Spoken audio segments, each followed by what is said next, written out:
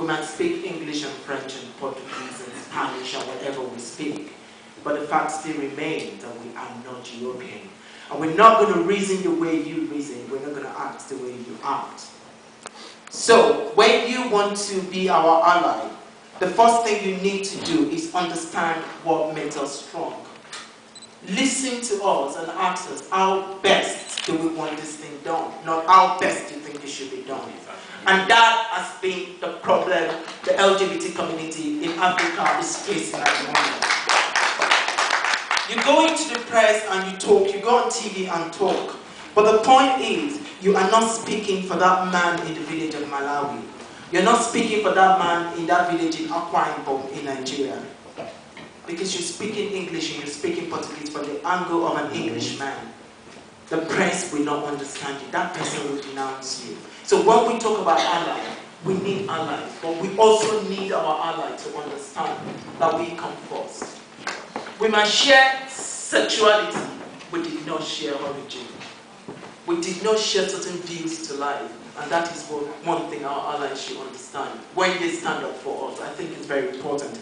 And just briefly, to answer the question that you asked that, I'm sorry, was not actually answered on this table, and that was the impact of situation in Africa on the rest of the world. I think one of the greatest impacts of the situation that's going on in Africa now is we've seen a sharp rise in the movement of African gay men from Africa into Europe. And it's putting so much pressure on the immigration of Europe and America at the moment. And not only on the people that are living there, actually, even on those men that are running away from their country. I ran away from Nigeria 3 years ago. I would never have the choice of seeing my family for the next 5 years because I'm a refugee, so I'm not allowed to go back home. To me, personally, my sister is going to be getting married in a few weeks. I can't be there because I'm not allowed to go back home. So it's not all about, you know, this thing. We also have to look at the impact it has on the immigration of the country. And also the brain drain it's causing for Nigerians. We have so many people that are around that are educated in Nigeria. They have so much to contribute to the country, but they cannot because of the fact that they just cannot stay there. Also, it has the impact of HIV. Because most often than not, many of us will not go for testing. I work in HIV. I've been working in HIV for about 8 years. And I know that African gay men will not go for tests because they think that the moment you collect their blood, gay is going to come out of it. If you have watched South Park, you know the blood of the gay man is always green and toxic. So they're always afraid that, oh, once they draw my blood, the syringe is going to blow up and everybody's going to know I'm gay. And most often than not, we engage in risky behaviors that put us at risk of HIV. And because if you don't test, you don't know. And if you don't know, you don't place yourself on treatment. And these are the things that, you know, are putting so much pressure on the European continent at the moment. We know that the highest rate of HIV is within the African community in Europe. And we know that after the women, African women, the next group that have the high prevalence of HIV are African men who have sex with men. So that is putting so much stress on the economy. And don't forget, there's so many white people that love to date African men too. So, therefore that, you know, I'm not saying when you see Africa, you see HIV, but I'm just looking from the angle of what effect it's having. And another effect it's having is increasing homophobia and racism, you know, with the rise of the fascist BNP and the national.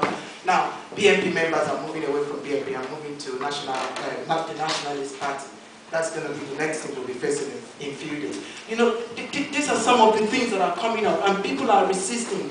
Europeans are resisting. The Europeans that cannot see behind their nose are resisting the coming of Africans into Europe. And Africans, even in Europe, that feel that we need to protect our culture are saying, we don't want to see you. I live in London. My sister lives 5 minutes. My aunt, she actually lives about 10 minutes away from my house. I can't see her because every time I knock on my door, the next thing she's going to say, when are you going to stop being gay and get married? And I'm tired of listening to that. So I keep her in her shoe and I'm staying at my own place. I don't visit her, she doesn't call me. Good luck to her, my God. Good luck to me and my atheism. I don't really care. So, you know, and almost every time our case will always be like the case of John. You get locked up in. I'm very lucky that I was not put in detention camp, but I know how many people I had to actually stand up for. I know how many people I have to write statement for. Or even I'm still doing it now, that are locked up in detention camp because the Home Office say, oh, you're not gay enough. Or if you go back to your country, leave where you were staying and go and stay somewhere and expect people don't know that you were gay. I call them double standard anyway, because you never tell somebody in the UK to leave London and go and live in Middlesbrough, so that people these are some of the issues. So just for me to just round up is the fact that we need allies.